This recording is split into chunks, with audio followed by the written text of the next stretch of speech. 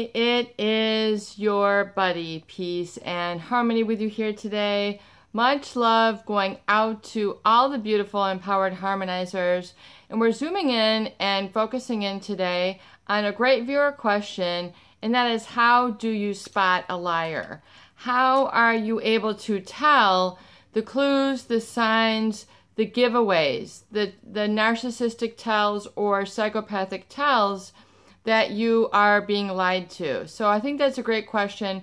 We're going to zoom in and focus in a little bit more in depth on that. And I apologize, I am sweating here. It is like hot and humid, so forgive me for like the super sweaty countenance here.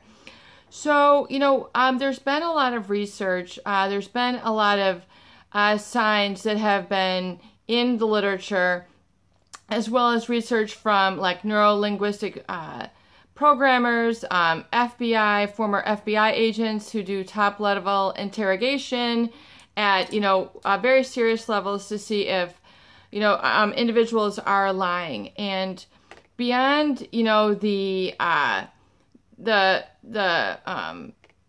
test that, you're hooked up to see if, your heart races, or to see if your palms are sweaty. The lie detector tests that you see that are used in courts of law. What on your everyday experience can you tell if you're being lied to by a narcissist, a pathological liar, or a psychopath, someone who lies basically day in and day out, moment to moment, and they don't flinch, they don't flail, they're completely emotional, disconnected from the stories that they tell, as well as the hurts that they have thrust onto others, whether it's physical, financially, intimacy, cheating on people, affairs, or just your everyday lies. So that is what we really want to get in on today. And number one, the signs that someone is lying is they're always tugging at their ear, or they're hiding their face. They're kind of doing this, in other words, they're kind of shielding their mouth from view. In other words, someone doesn't want you to be kind of, they're kind of covering their words, so they'll kind of do this quite a bit. Or, they'll tug their ear a lot, not just because it itches, but it's a automatic unconscious reflex that someone is lying. And I apologize, I have a lotion on and my jewelry is like sliding off. It is so humid. And yes, we're going to be getting and doing the videos outside soon. But it is like in the scorcher, 90 temperatures, raining, then heat. And so we've got like high level humidity here. So forgive me, we are going to get out there soon. Other signs that someone is lying to you. You can tell by oftentimes an expression in the forehead. There's this going on. They crinkle their forehead. They're trying to explain and justify and hide their expression. If someone is generally telling you the truth, they'll be able to look you in the eyes and say, I didn't do that. That was not me. They'll just kind of come forth and explain themselves. They won't have this going on. It wasn't me. If someone is honest, they'll be able to just speak in a natural tone. So you see the elevated forehead, the eyes opening, the fear response going, and then the eyes are widening, like saucers, and, they're very defensive. They can become very triggered and hostile. Also, when someone is lying, they, especially someone who is psychopathic, they will have very little affect, meaning a very flat tone. Everything is very monotone. I didn't do that. I didn't put the dog to sleep. I was there on time for the children. They have no emotion to their voice, a very flat affect, especially in the psychopath. And it shows a real sort of emotional disconnect or detachment from the story that they're saying. In other words, a psychopath, someone who lacks conscience and, has really some inactivity in the brain centers that are based on morality, judgment, and empathy, as well as their neurohormones, are also out of balance with the rest of the population, i.e., 96, 97%, 99%, their hormones are raging in either testosterone or the dopamine.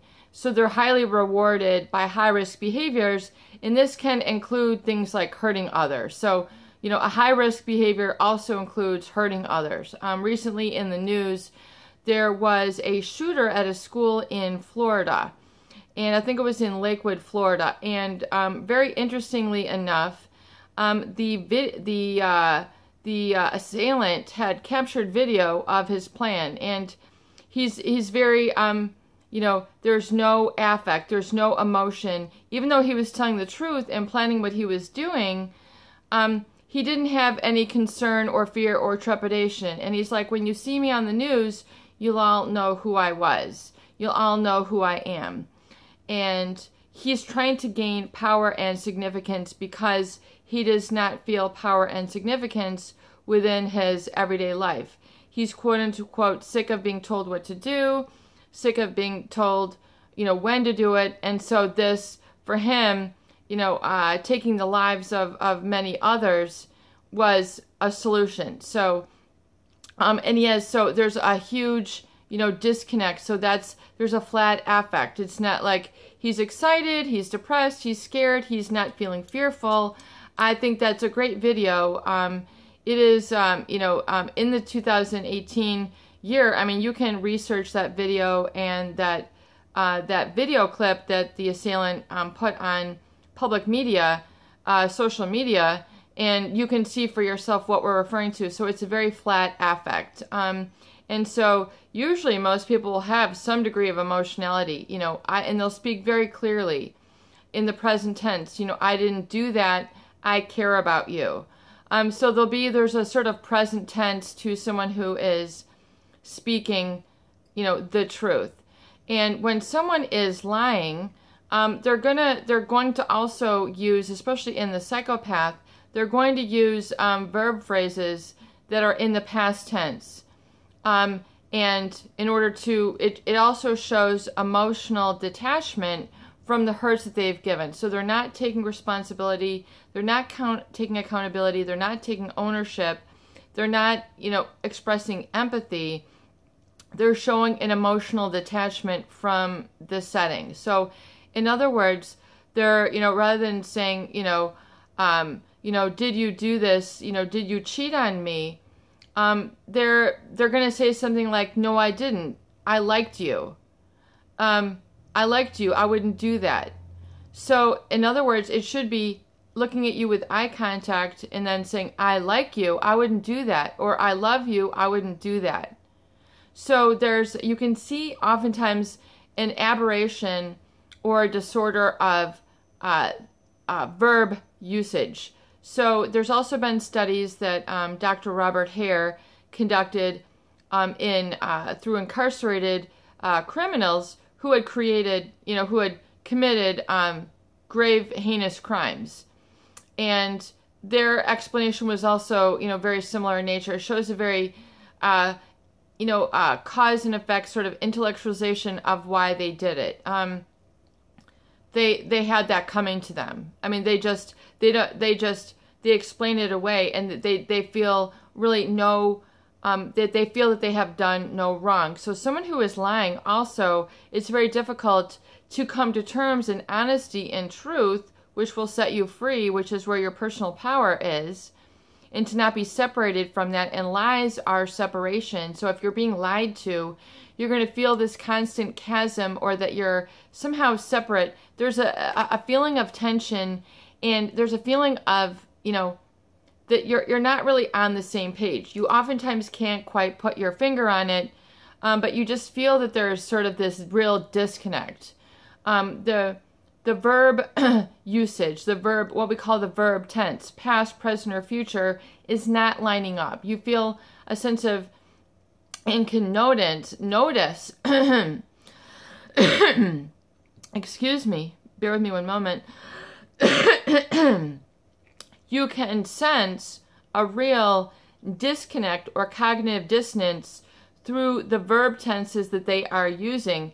And this is demonstrative of a disconnect through the emotional connection that they are expressing or communicating in their language. So you can pick up on a liar from that. In other words, you feel this real cognitive dissonance. You feel there's a real aberration, a split, or there's some real chasm. There's a real disconnect. There's not a matching up. There's a real discongruence between what they're saying and then the tense with which they're saying it.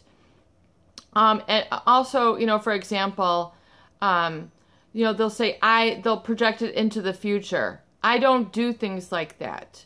So rather than saying, were you cheating? Did you cheat on me? I don't do things like that. So they're looking into the future. They're speaking in the past, in the future tense. In other words, they're not taking responsibility and accountability for what they've done. They're saying, I don't do things like that. In other words, projecting it into the future. So they're not, including or in the present tense or taking accountability for the past tense.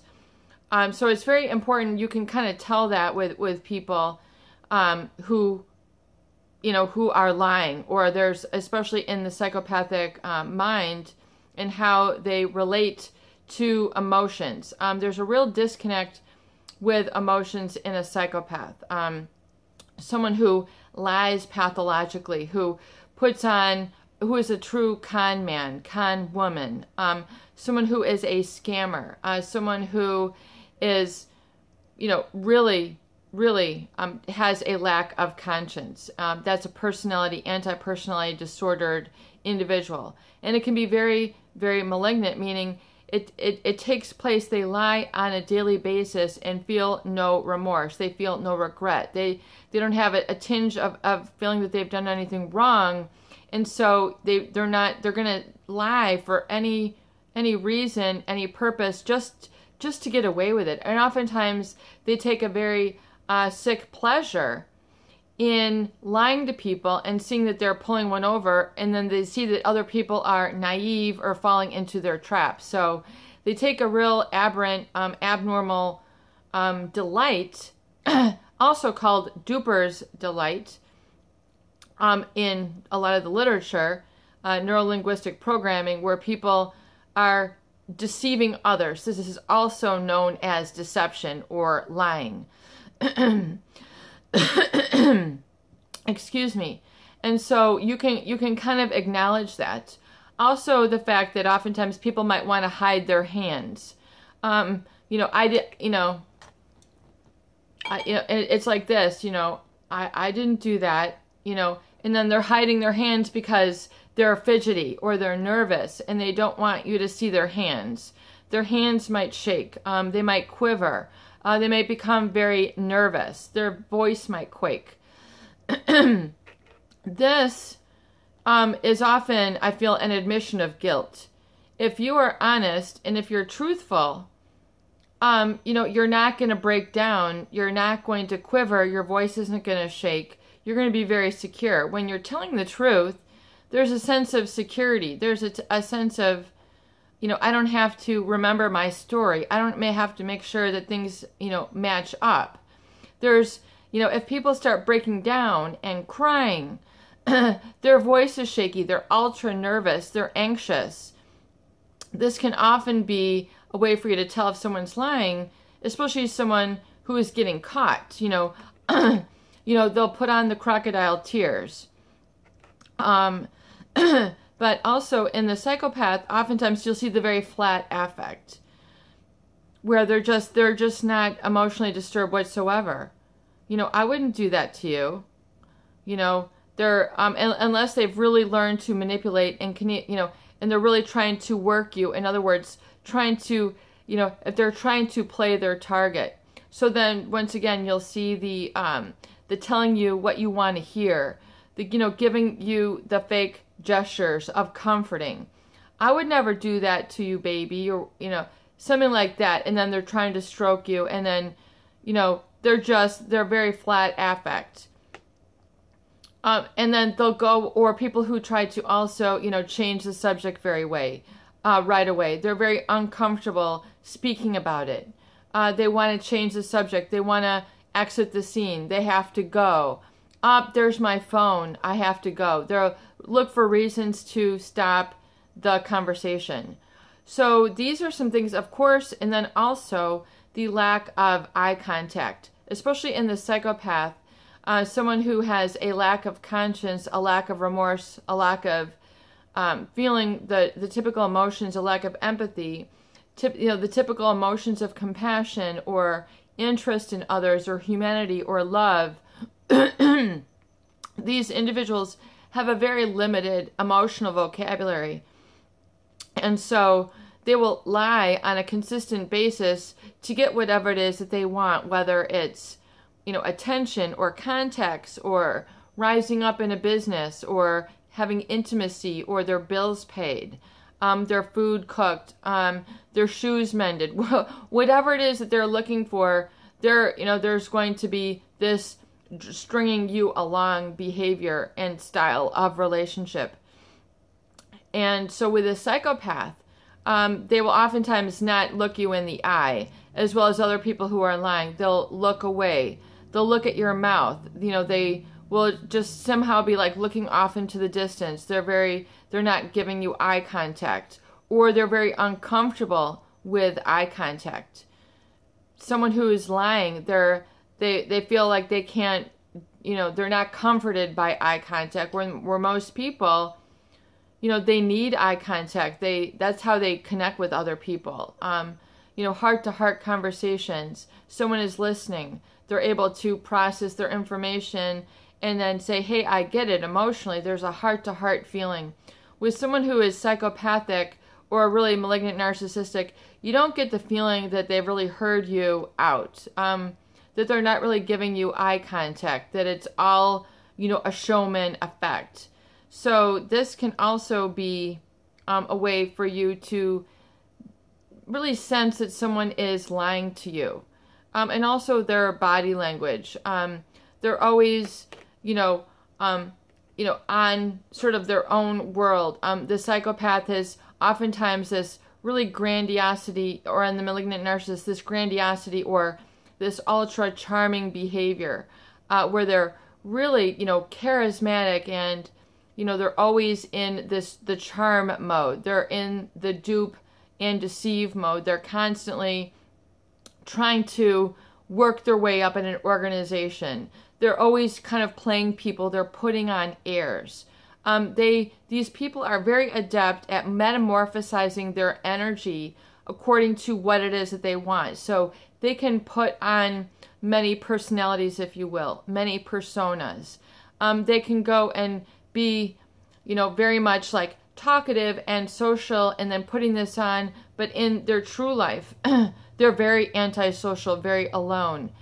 They might, just go all sorts of places and really just ride their motorcycle, travel to remote lands where they don't know anybody, very high risk behaviors where it's like, that is not normal. So what the persona that they're putting on oftentimes is very different than what they are like when they're alone. So you see this real divide in how they are around certain people, and then they're very different around others. So it's like very much a salamander effect, where their skin will metamorphosize, their persona, their energy will metamorphosize and morph into a specific type of person, and then they're very different around other people. There's a real lack of consistency.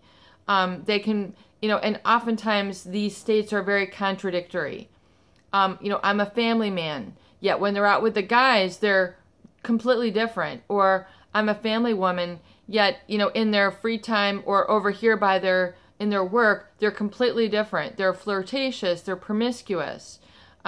They're, all these types of ways. And when they go home to their family, they're completely different. You can see a metamorphosizing of energy, personality. It's very scary because you're like, oh my God, like, I don't know this person. You have this like really scary moment, like, oh my God, this is someone who I don't know. So when you've seen that, when you witnessed that, you've really kind of exposed them. You've exposed the psychopath. But of course, they're not going to want to, unless you've really exposed them, and, they're oftentimes going to wonder, well, do you want to continue? they're like, are you kidding me? You know, I've just exposed the fact that you've been cheating on me. Why would I want to continue the relationship? So for you, there's a real disconnect in sort of, you know, understanding the truth. You are feeling like, why would I want to forgive and forget and like continue to disrespect myself by allowing this to be the case and then continue? I mean, this is unhealthy. This is not wise. This does not make sense. So there's a lot of this disconnect then with a true deceiver, con man, psychopathic individual. And we're hearing, you know, a lot of this more about the news, in music, in pop music. There's a song, I don't know the title, but it's almost like, you know, you might be one of us. There's this sort of catchy song out nowadays that's real, it's kind of like a rock anthem, if you will. And it's talking about, you know, you don't know the psychopath sitting next to you. Those are kind of the words. And, you know, I don't want deceivers, conners to be glorified as like, look at this amazing person who can con, deceive, and hurt others, and we should put this person on a pedestal and like groove out and rock out to this. Like, to me, that's really scary. You know, for, you know, to see like a car of teeny boppers that are like singing it out, or like, you know, singing out the Madonna song, "You're toxic," you know, and it's like they're like inviting this into their life because it's cool, fun, you know, bad girl, bad boy vibe. Like, you know, this can really cause a lot of problems, a lot of trouble in your relationships, your profession, your reputation in a community, your where you live, your peace of mind. So it's not funny to be deceived. This is not what you know, it's a very serious topic to me. And I think that's a great question. So this is just like this is just the tip of the iceberg. This is just a few things for you to look to and, you know, to kind of thread together where this is not making sense. And so begin to trust your gut. Begin to trust your feelings. If you're kind of like, there is something wrong here, something is not matching up, something is not lining up, pay attention to your gut. Don't begin to sweep it away. Oh, but the, you know, relationship is so good. Oh, but they're so this. Oh, but they're so that. And you're trying to make excuses. Or, you know, I'm depending on this person for business, or I'm depending on this person for my rent or my mortgage or my kids' education or my next meal. You know, don't, you know, begin to swap that out and say, you know, oh, but the intimacy is so good, but there's something not matching up here. You know, don't send yourself along that trail, because you're, you know, if you play with fire, you're going to get burned, you're going to get bitten, you know, whatever the term is, you know, and it can really land you, especially as you move forward in life. You really begin to hold sacred your time on this planet. You're like, you know what? There's only so many days I'm given as a gift. I'm going to meet it with a smile, and I'm going to live the good life, the real life, the true life. Not the illusion, not the lie, not the deception, not being conned, not being spoken down to, and not being felt like I have to live up to an illusory standard versus my own standard, who I am as a person. In other words, that you don't have to placate to the illusion. You don't have to live up to the standards of their lie. You don't have to fall into the trap. You don't have to. It's okay to be alone, to say no, to not feel guilty, to say, you know what? This doesn't feel right. I'm out of here. And to just leave it at that. You know, speak your terms, and very simply, very decisively. Do not be afraid of making a decision and taking care of yourself, even if you don't have your next relationship lined up. A lot of people are so afraid of being alone, either for fear just of being alone, not knowing how to fill their time, not knowing how to fill their interests. They feel, you know, the heartbreak of losing somebody, so they're going through the stages of guilt. They'd rather not go through legitimate suffering, M. Scott Peck, than do the right thing, so they perpetuate and stay in a relationship for way too long Their tolerance for being lied to is to the, way beyond normal. They're not getting their needs met. They're not getting the real love. They're not getting the real honesty. They're not getting the wholesomeness. They're not getting the real thing. They feel this disconnect, but they continue in the relationship anyway. And this is to basically sidetrack yourself and go on a major life detour. And eventually, you're going to need to get back on track and get back to the good life. Get back to what is real and true for you. And surround yourself with people who tell the truth, who live the truth, who live an honest life, who are people of integrity. Eventually, liars, cheaters never win. And whether you want to learn this 2 years from now, 1 year from now, 6 months from now, how much time are you going to give away of your own? You have your own time bank. You have your own precious amount of time, however, 36,000, whatever seconds per day. Do you want to give that away? Do you want to, lose your most precious commodity, time, in the face of lying?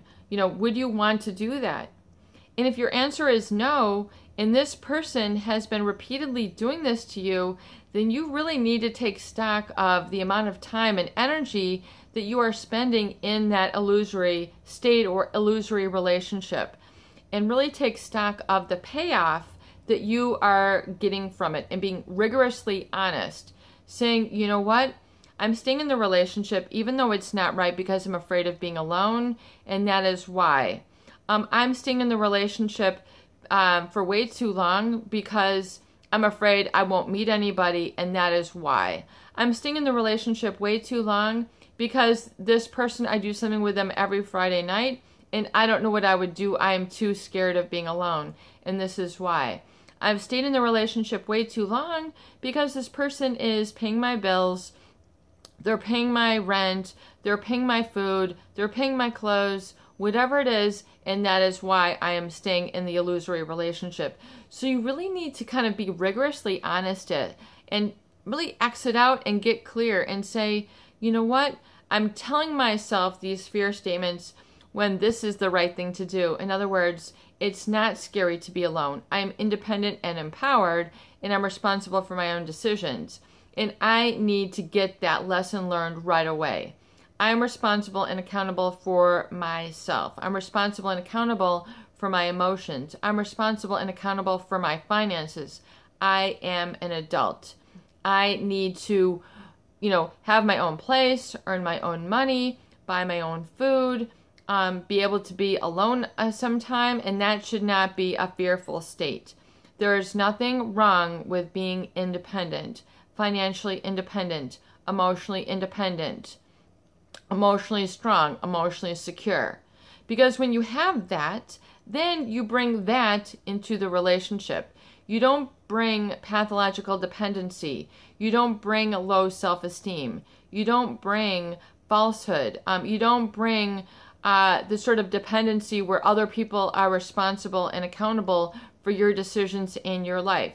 It is within you, and then to realize that the universe is giving you opportunity and wants that for you, and if you meet that rigorous honesty in the middle, that then you'll be able to have life support you and the universe support you in all ways that you can never even dream of possible. In other words, the rigorous honesty is going to bring you all the gifts, the relationships, the feeling states, the travel, the comfortable living that you want. It's not in the illusory state where you're living or trying to force a relationship to work. Force will never work in a relationship. It's not the real you. David Hawkins, the wonderful psychologist, really a pioneer and a maverick. His book, Power versus Force. Chapter 8, he goes through this and, how it's important to not be a force to somebody's counterforce. In other words, that is the force state. And forcing is not good in nature. If you're forcing yourself, that's when you get the adrenal fatigue. You're feeling unnatural. You're not really sort of in a happy, peaceful, inner body experience. You're in an outer body experience. You're trying to force something to be. You're trying to force the job, force the relationship, force a smile, force yourself to get up. You're going counterintuitive to your own energy, your own authenticity, your own empowered state. And that is really what we're all about here on the Peace and Harmony channel, is coming into your personal power, your personal zone. Peace and harmony, this is so difficult. I've never done this in my life. Well, here we go. Here's the channel. Here are the tools. Here's my website coming. Here is my book coming. Follow my videos. Ask questions. The universe wants you to be individuated and self-actualizing. Coming into your authenticity, coming into your right talents, coming into your right relationships, your right mind, the right path. You know, this is a lot of what Buddhism, I believe, is a lot like. You know, when I studied this in college, I did study Eastern philosophy. And so it's like life will come and give you energy when you're on your right path, right mind. These are a lot of the tenets of Buddhism, which I have not studied for a long time, but this is incorporated, and this is a truth. It's like there is a truth there where you're meant to be. And so rather than, you know, pushing away the truth because you feel that you're fearful, begin to say, you know what, maybe it's because this is new. Maybe because this is unfamiliar.